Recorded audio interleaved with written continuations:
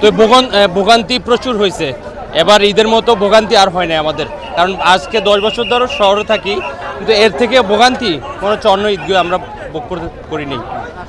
লক্ষ্মীপুরে যদি সিকিউরিটি গার্ডটা যদি একটু বেড়ে দেয় তাহলে আমাদের জন্য আরও যারা যাত্রী আছে তাদের জন্য আরও উপকৃত হই আমরা।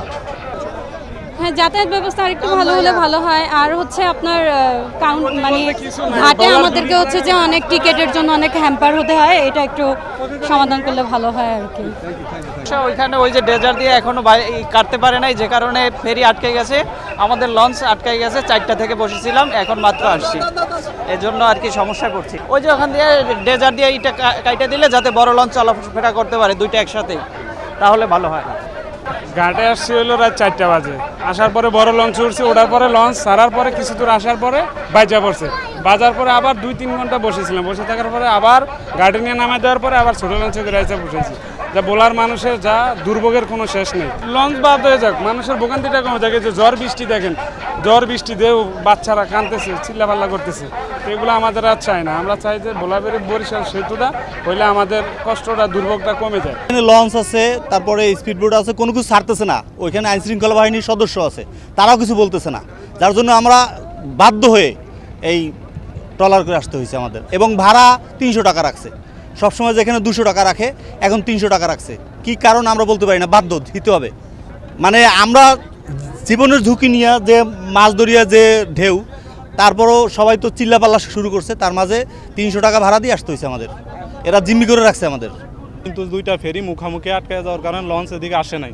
এরপরে আমাদেরকে যখন নামাইয়া দিছে, আমরা নিজেরা আসতে চাইছিলাম, কিন্তু পুলিশ আমাদেরকে নিজেদের মতো আসতে দেয় নাই। পুলিশ নিজেরাই আমাদেরকে ট্রলারে উঠতে দিছে আর কি, কিন্তু আমাদের জীবনের কোনো নিরাপত্তা ছাড়াই পুলিশ এখান থেকে দিছে। যখন এখানে আসলাম, এখানে আইনশৃঙ্খলা বাহিনী ওরা আমাদেরকে বলতেছে আপনারা কেন এভাবে আসছেন। তো ওদেরকে আমরা বলছিলাম, আমরা যখন লঞ্চে উঠতে চাইছিলাম তখন পুলিশে আমাদেরকে নিজেরা ট্রলার ঠিক করে দিছে ওখান থেকে। প্রচুর পরিমাণে ঝুঁকি নিয়ে বাড়িতে পেরেছি। তো এখানে এসব ধরনের ট্রলারে নাই কোনো লাইফ জ্যাকেট, নাই কোনো বয়া, তো প্রচুর পরিমাণে লাইফ রিস্ক নিয়ে আমরা বাড়িতে আসলাম আর কি। তো আর বিশেষ করে ওরা ভাড়াও অনেক পরিমাণে বেশি নিছে আমাদের কাছ থেকে। ইলিশা ঘাটে প্রতি ঈদেই এরকম অহরহ সমস্যা হয়। এখানে লঞ্চের পরিমাণ খুবই কম, এখানে প্রচুর পরিমাণে লঞ্চ দরকার ঈদের জন্য, কিন্তু বর্ষার কারণে যে সিটারাকগুলো আছে 4-5টা সিটারাক, এগুলো দিয়ে যাত্রী কাভার করতে পারে না।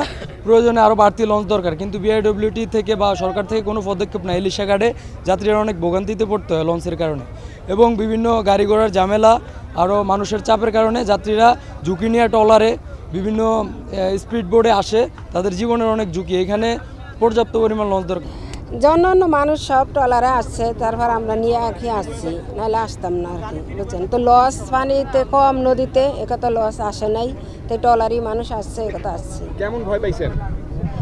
এই খালি ওই পানির ডেফা দিকে বাচ্চারা ডরাইছে, মানে দেখে ডরাইছে। আমরা 9টা আসছে, 10:15টায় আসছে, এখানে 10:30 খুব দূরত্ব আসছে, না কোনো সমস্যা না, ভালো হয়েছে। কারণ প্রচুর যাত্রী সংখ্যা, এজন্য লঞ্চ বাড়তে দিলে ভালো হয়। যাত্রীরা লস, এখানে আমাদের মোদি চৌধুরীহাট লঞ্চ বন্ধ, সেই জন্য যাত্রীর চাপ বেশি, ইদ্যাযোগ, সেই জন্য ট্রলার করে তারা আইতে বাধ্য হয়। যত টাকা লাগে তারা দেয়, মানে তারা মানা করে না, আমরা যত টাকা লাগবে তা সব দেবে, মানে এরকম বলে আর কি। কারণ আমরা আইতে বাধ্য হয়, করার কিছু না ভাইয়া। এটা তো কোম্পানি দেয় না, আমরা সঠিক জানি না। গার্ড করে ওরা করে